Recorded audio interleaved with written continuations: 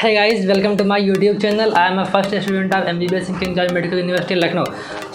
This video is all about for the dropper who was taken a drop for the upcoming exam NEET 2023. So basically आप लोगों ने NEET 2022 exam दिया होगा और उसके answer की मिलाने के बाद मार्क्स के बेसिस पे आप लोगों ने ड्रॉप लेने का सोचा होगा या फिर आपके पास कोई और प्लान होगा कुछ आगे का।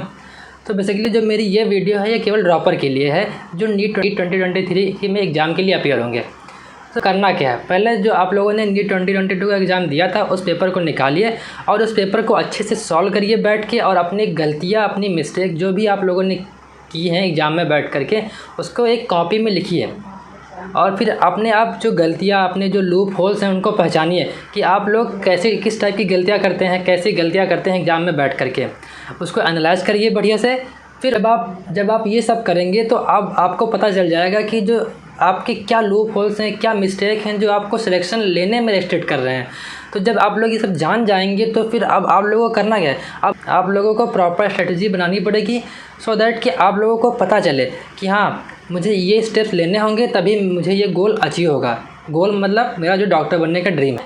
तो इस वीडियो में बेसिकली मैं कुछ टिप्स एंड स्ट्रेटजी शेयर करूँगा और स्पेशली ये सब्जेक्ट बायोलॉजी के लिए होगा और भी मैं वीडियो बनाऊंगा फिजिक्स एंड केमिस्ट्री के लिए भी, लेकिन ये वीडियो रिलेटेड रहेगी केवल बायोलॉजी की। और उसमें मैं बताऊंगा कि आप लोग बायोलॉजी पढ़ने के लिए कैसी अप्रोच रखें और उस अप्रोच में आप क्या क्या फॉलो करें क्या ना करें, ये सब चीज़ें बताऊंगा। तो चलिए वीडियो को स्टार्ट करते हैं।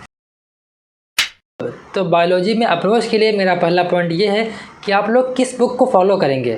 तो बेसिकली मार्केट में बहुत सारे कोचिंग के मटेरियल पड़े हैं कि ये पढ़ लीजिए वो पढ़ लीजिए। कुछ लोग बोलेंगे ये अच्छा होता है, कुछ लोग बोलेंगे उस कोचिंग का मटेरियल अच्छा होता है, लेकिन आप लोगों को क्या करना है, अगर आप कुछ प्रीवियस ईयर के पेपर देखेंगे ना तो आप लोगों को आइडिया लगेगा कि केवल जो क्वेश्चन बायोलॉजी या फिर किसी भी सब्जेक्ट के हैं केमिस्ट्री एंड बायोलॉजी वो एनसीईआरटी ओरिएंटेड ही हैं, वो क्वेश्चन एनसीईआरटी के बाहर नहीं आते हैं।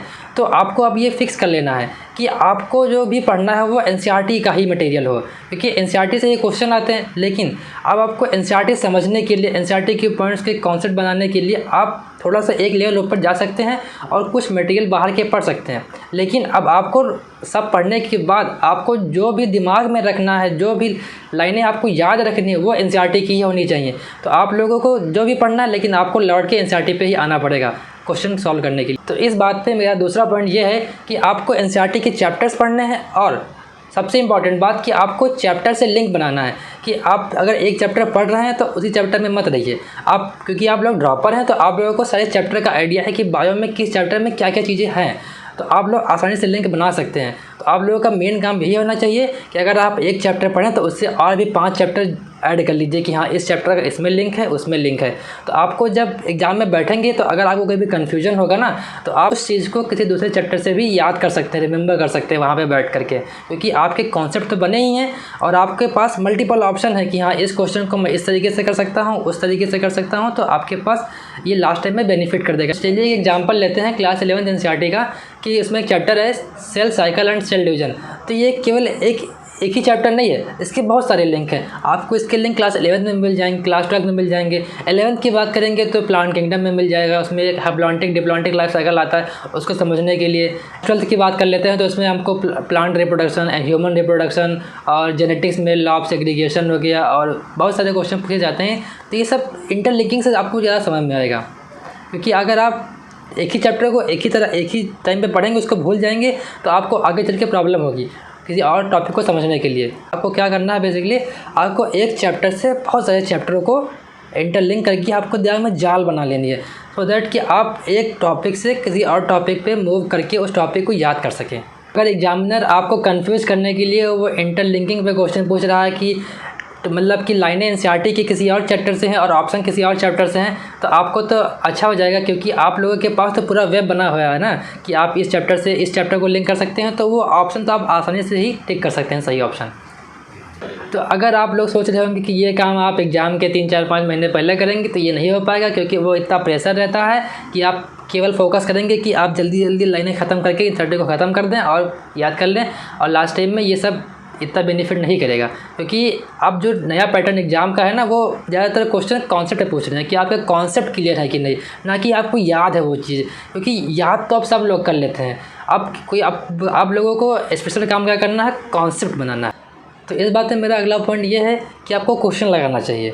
और स्टूडेंट की एक कॉमन मिस्टेक है कि वो लोग पढ़ते तो सब लेकिन वो क्वेश्चन नहीं लगाते हैं, क्योंकि उनको लगता है कि जब ये चैप्टर मैं अच्छे से कंप्लीट कर लूँगा, मेरा 100% दिन में भर जाएगा, तब मैं क्वेश्चन लगाऊंगा, तब उनके क्वेश्चन सारे सही होंगे। लेकिन ऐसा नहीं है।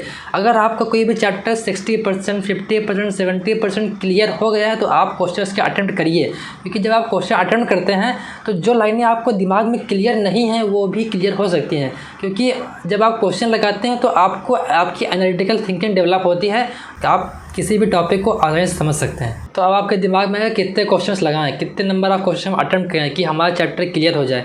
तो इसके लिए मैं बताऊंगा कि आपको जितने क्वेश्चन मिलते जाएं आप लगाते रहिए। अगर आप कोई भी टॉपिक पढ़ रहे हैं तो कोशिश करिए कि आप उस पर 10-20 क्वेश्चन तो पक्का लगा ही लीजिए, क्योंकि उससे क्या होगा कि वो आपको टॉपिक क्लियर हो जाएगा।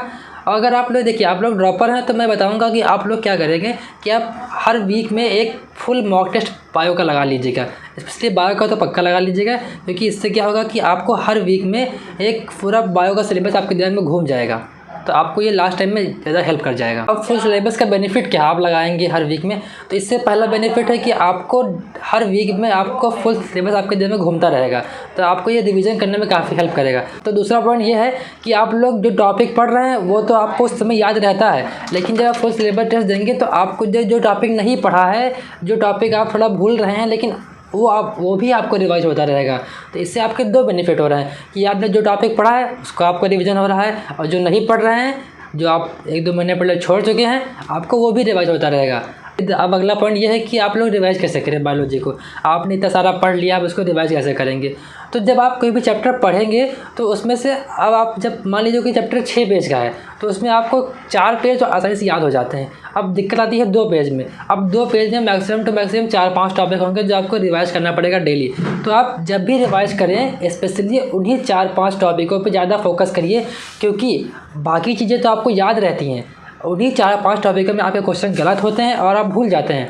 तो आपको ये निकालना पड़ेगा कि आप इस टॉपिक में ये चीज़ ज़्यादा भूलते हैं, तो आप बार बार उसी चीज़ को रिवाइज करते रहिए, ना कि आप बार बार उस चैप्टर को शुरुआत से पढ़िए बैठ करके, क्योंकि जब शुरुआत से पढ़ेंगे आपका फालतू में एक्स्ट्रा टाइम जाएगा और फिर लास्ट टाइम में आते आते उस टॉपिक को आप अच्छे से फिर नहीं पढ़ पाएंगे। आपको ये इंश्योर रखना है कि आपके पास इन्फॉर्मेशन होनी चाहिए कि आप लोग किस टॉपिक में कितना वीक हैं और आपके क्वेश्चन कितने गलत हो रहे हैं, ताकि आप उस टॉपिक को अच्छे से बार बार रिवाइज करते रहें, ताकि आप एक्स्ट्रा टाइम फालतू में किसी जो आता हो उसको पढ़ने में ना निकालें। ऐसा करते रहेंगे तो लास्ट टाइम में आपके पास टॉपिक नहीं बचेंगे कि आपको रिवाइज करना पड़ेगा, क्योंकि आपको सब आता रहेगा, क्योंकि आप इतने सारे क्वेश्चन लगा लेंगे, इतने सारे रीडिंग मार लेंगे कि आप लोगों को पूरा बायो दिमाग में घूमता रहेगा डेली। हमको लगता हो सकता है इस तरह आप अपने लो फर्स्ट मिस्टेक जो आप लोगों ने किए होंगे वो क्लियर कर लेंगे, क्योंकि देखिए अब आप लोगों ने सोचा है तो आपको मेहनत तो करनी ही पड़ेगी, तो आप लोग ऐसे ये कर सकते। अब आपको लगता होगा कि इतना सारा बता दिया है कि ये पढ़ना है, इसको ऐसे लिंक करना है, इतने सारे क्वेश्चन लगाने डेली कितना टाइम जाएगा।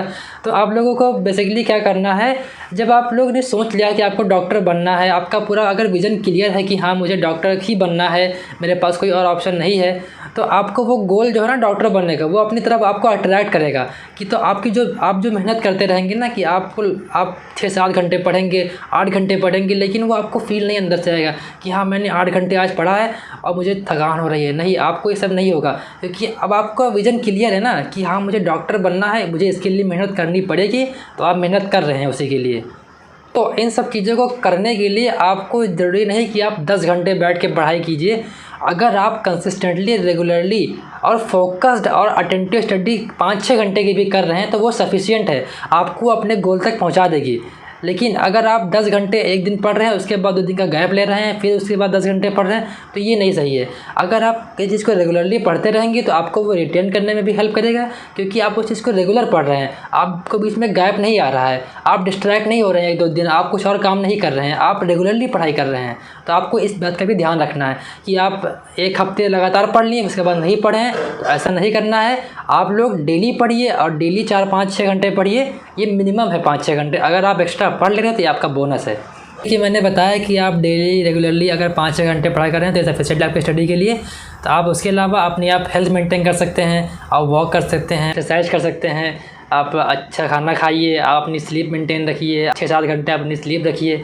ज़रूरी नहीं कि आप ज़्यादा पढ़ाई कर स्लीप अपनी आप कम कर रहे हैं, आपको सब बैलेंस करके रखना है।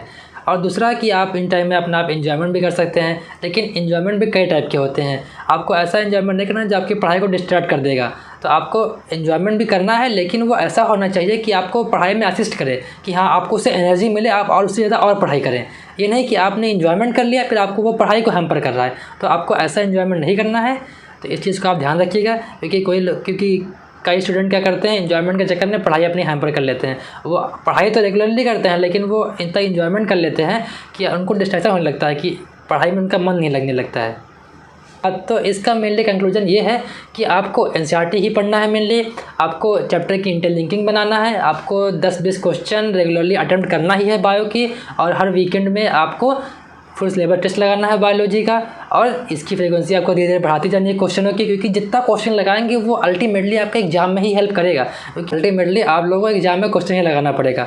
तो और इसका और क्या है, आपको अपनी हेल्थ मेंटेन रखनी है, आपको डेली 5-6 घंटे पढ़ाई करनी है, और आप एक्स्ट्रा करें तो आपका बोनस पॉइंट होगा वो। बाकी सब यही है, आप अगर रेगुलरली पढ़ाई करते हैं बस एक्शन से हो जाएगा। आपको यह स्ट्रैटेजी और टिप्स अच्छी लगी हो तो आप इसको फॉलो कर सकते हैं। अगर आपको इसका बेनिफिट मिला हो तो अपने फ्रेंड के साथ शेयर कर दीजिए, वो लोग भी उन लोगों को इसका बेनिफिट मिले। अगर आपको कुछ मॉडिफिकेशन करना है अपनी स्ट्रेटजी बनाने के लिए, आप वो भी कर सकते हैं। अगर आपको कुछ पॉइंट अच्छा लगा हो तो आप उसको फॉलो करिए। अगर कुछ आपको लग रहा हो कि ये मैं नहीं कर पाऊँगा तो आप उसमें कोई मॉडिफिकेशन कर सकते हैं, अपने रिगार्डिंग उसको आप मॉडिफाई कर सकते हैं, उसको फॉलो कर सकते हैं। बाकी मिलता हूँ नेक्स्ट वीडियो में, तब तक के लिए बाय बाय।